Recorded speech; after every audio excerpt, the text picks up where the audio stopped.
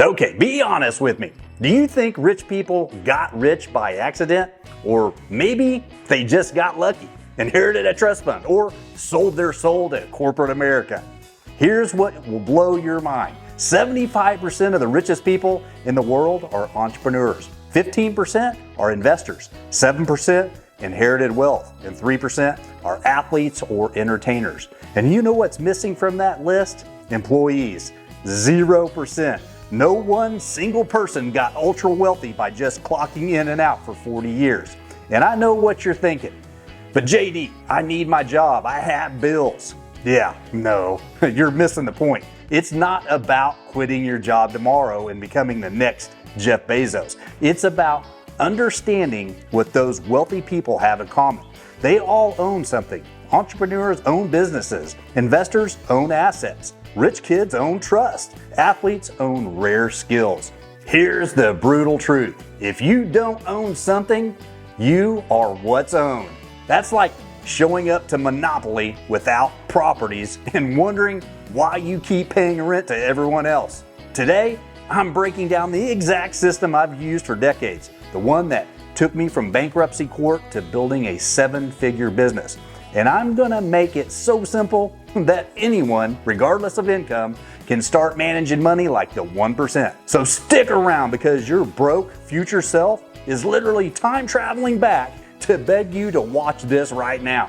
All right, reason number 1, most people are spending their growth money on stuff that shrinks. Here's the thing, the first 25% of your income should be going towards growth. Not mindset courses, not meditation apps, not a $3,000 manifestation retreat in Bali. I'm talking about buying things that actually increase in value over time. When most people get their paycheck, they pay bills, then blow the rest on random Amazon purchases they don't even remember making. That new phone case, the fancy blender that's gathering dust, the subscription services you forgot you had. Well, plot twist, this is exactly why 99% of people are trapped in what I call the middle class mindset. And trust me, I wrote the book on it, literally. It's called Middle Class Mindset Escape Plan. And this trap is on page number 1. This system wants us rich for a week, broke by month's end, waiting for the next paycheck with a zero breathing room. It's modern day slavery with better marketing. Think about it. Slaves worked every day with no pay but got free food, shelter, and water. And today, we work every day, get paid, and spend it all on food, shelter, and water. The only difference is the illusion of freedom. So drop a comment below. What's the dumbest thing you've bought that you thought was growth but was really just garbage? And I'll go first. I once bought a $2,000 business course from a guy on Instagram at 11 p.m. because he had a Lambo in his profile pic. Well, spoiler alert, the course was trash and the Lambo was rented. Let me know in the comments. So, what's the fix? Well, take that first 25% of your income and put it straight into assets. Not after you see what's left, not when you can afford it first. This is money that works for you while you're sleeping, scrolling TikTok, or arguing with strangers on the internet. Your future self will thank you. Your present self might need therapy. That's what the next paycheck is for. Now on to reason number 2, the time delusion. Real talk. Most people think they'll start investing later when they have more money. Here's where it gets juicy. Let me tell you about 2 people, Billy and Phil. Billy started investing $200 a month at age 20. Phil waited until he was 30, and to catch up, he invested $300 a month. Fast forward to age 60, Billy put in $96,000 total. Phil, he put in $108,000 total. Phil saved more money, so ended up richer, right? Wrong, dead wrong. Thanks to compound growth with an average 10% annual return, which is what the S&P 500 has averaged over the last century, Billy's investment grew to $1,264,816. Meanwhile, Phil's investment, only $678,146. Let that sink in for a moment. Now, Billy invested $12,000 less, but ended up with nearly $600,000 more. That's 50,000 Chipotle burritos. You could build a burrito mansion. And you could have a burrito-themed wedding. But here's what my friend Will, the 60-year-old digital marketer in my circle, always says. People overestimate what they can do in a year and underestimate what they can do in a decade. And he's right. Waiting will cost you more than you think. This reminds me of when I was a pharmacist making $140,000 a year and had zero invested. Zero. I thought I was too busy and too uncertain about the market. Meanwhile, I had a boat named Wet Dream. Yeah, I was that guy. And a Corvette I couldn't afford. I was rich with things, but broken assets. The wealthy don't wait. They start now, even if it's small, because they understand that time is the secret ingredient that turns tiny contributions into life-changing wealth. On to reason number 3, the risk confusion. You think you can't afford to invest because you don't know where to start. Wrong problem. People love hoarding cash because it feels safe. I see this all the time with people who think having $30,000 in a savings account means they're killing it. Meanwhile, inflation is eating that money like a teenager at an all-you-can-eat buffet. And here's the truth about growth assets. They exist on a scale from relatively safe and steady to I might lose my shirt. At the safe end, we've got index funds. This is where most people should start. You're not trying to be a Warren Buffett. You're buying a slice of the whole market, the S&P 500. You set it, forget it, and let it grow quietly while you live your life. Then there's real estate, rental properties if you've got capital, REITs if you don't. REITs let you invest in real estate without buying property. It's like owning a tiny piece of a building with a bunch of other people. Not sexy, but effective. In the middle, we've got skills. Learning a high-income skill is hands down the fastest ROI you'll ever see. Copywriting, sales, coding, video editing, anything you can use to bring in actual income. Unlike stocks, nobody can repo your brain. My buddy Anish, the 32-year-old computer engineer, built his entire business on skills he taught himself. Zero college debt, 7-figure income. Further up the risk ladder, online businesses like drop shipping and digital products. Big potential, but you'll probably fail a few times first. Then individual stocks. Unless you've done serious homework, you're basically gambling. And at the very top, Bitcoin, NFTs, gold, sneakers, wine.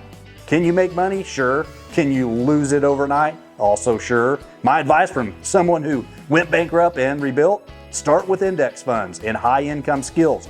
Build your foundation first. Then, once you're not living paycheck to paycheck, go ahead and throw some fun money at moonshots. Reason number 4, the tax ignorance. Having a lot of money won't make you rich if you're handing half of it to the tax man unnecessarily. This is called the Dunning-Kruger effect in finance form. It's thinking you're smart with money because you're saving, but you're actually getting destroyed by taxes you don't even know exist. It's that person who invests $50,000 and celebrates their $5,000 gain without realizing they owe $1,500 in capital gains taxes because they invested through the wrong type of an account.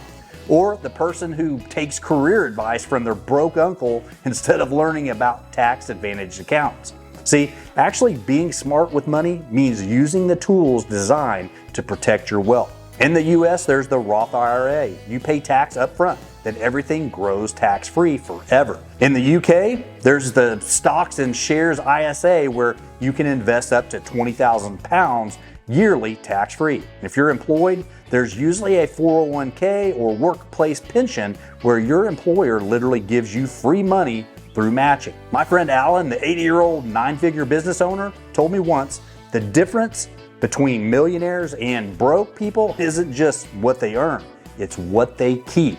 And he's been maxing out tax advantage accounts since the 70s. And meanwhile, most people don't even know these accounts exist. And the thing you should be tracking isn't your gross income, it's your net worth after taxes, after inflation, and after fees. That's the number that actually matters. Now, on to reason number 5, the willpower myth. And here's the last trap. You can think you can rely on willpower to save money. People love to think they'll just be disciplined. They'll just say no to unnecessary purchases. They'll just stick to the budget. Plot twist. Willpower is the finite resource that disappears the second you're tired, stressed, or bored. And that's exactly why the 1% don't rely on willpower. They build systems. When I was building my wealth after bankruptcy, I had a simple rule system. Before buying anything non-essential, I'd ask myself 4 questions. Number 1, is this an impulse purchase? If yes, wait 7 days. Number 2, after 7 days, do I still want it? Most times the answer was no. Number 3, am I buying the brand or the value? If it's the brand, there's a cheaper alternative. Number 4, will this actually improve my life? If not, it's just dopamine shopping. These questions save me thousands, and I'm not talking about being cheap. I'm talking about being intentional. Wealthy people don't throw money at brands because of marketing. They think about value. Here's the math. A $60 pair of boots worn 100 times equals 60 cents per wear. Good value. A $200 pair of designer sneakers worn twice equals $100 per wear. Bad value. Remember, it's not about being tight with money. It's about being strategic. All right, so what's the right way to do this? Well, simple. Follow the 25-15-50-10 rule. 25% goes to growth, assets that work for you. 15% goes to stability, emergency fund, peace of mind. 50% goes to essentials, the stuff you actually need. And 10% goes to rewards, so you don't hate your life. And here's your action plan. Number 1, set up automatic transfers for each category the day you get paid. Number 2, open tax advantage investment accounts, Roth IRA or 401k, ISA, whatever applies to you. Number 3, start with index funds if you're new. Don't try to be a stock picker. Number 4, create a separate Joy Jar account for your 10% reward money. Number 5, set a calendar reminder every quarter to review and adjust. Your money should be hustling harder than you are at your day job. If it's not, you're doing it wrong. But look, I get it. Savings feels restrictive. It feels like you're denying yourself, but broke doesn't make you happy. Freedom makes you happy. So stop being a financial squirrel hoarding nuts in a checking account that pays 0.01% interest. Be a financial eagle. Okay, that metaphor kind of escaped me again, but just start owning things. Assets, skills, businesses, anything that works for you instead of you working for everything. Future you, well, thank you. Current you might need to buy that $2,000 business course I bought. Just kidding. Don't buy that garbage. If you want to learn about the 5 assets I invest in besides stocks, check out this video. And if you need help finding high yield savings accounts or tax advantage options, I've got resources in the description. Now stop watching YouTube and go set up those automatic transfers. Peace be with you, and may your assets appreciate while your willpower depreciates.